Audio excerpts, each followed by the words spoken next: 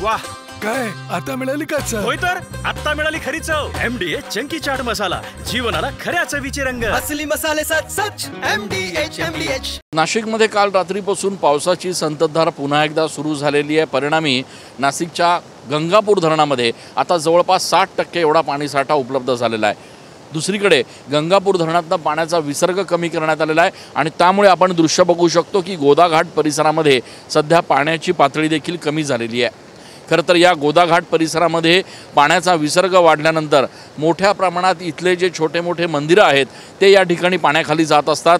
खास करून आपण जर बघितलं तर या संपूर्ण गोदाघाट परिसरात जो दुतोंड्या मारुती आहे त्या दुतोंड्या मारुतीच्या नेमकं कुठपर्यंत पाणी लागलं आहे यावरून गोदाघाट परिसरातल्या पूरस्थितीचा अंदाज बांधला जातो.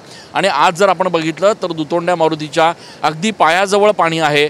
काल परवाच्या दिवशी कमरेपर्यंत पाण्याची पातळी जी आहे ती या ठिकाणी बघायला मिळत होती.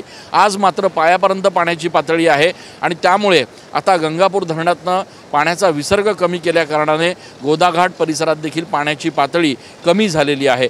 असं जरी असलं तरी नाशिक आणि घाट माथ्याला या ठिकाणी ऑरेंज अलर्ट प्रशासनाच्या वतीनं देण्यात आलेला आहे आणि त्यामुळे 48 तासांमध्ये मोठ्या प्रमाणात पाऊस या ठिकाणी होण्याची शक्यता वर्तवली जाते.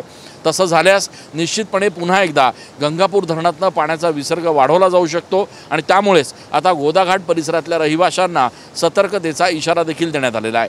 कॅमेरा पर्सन खुशाल पाटीलसह मी चंदन पूजा अधिकारी TV9 मराठी. MDH चणा मसाला. आता छोले असो किंवा चवळी, पांढरे चणे असो किंवा काळे चणे, सगळं काही कमाल बने. MDH.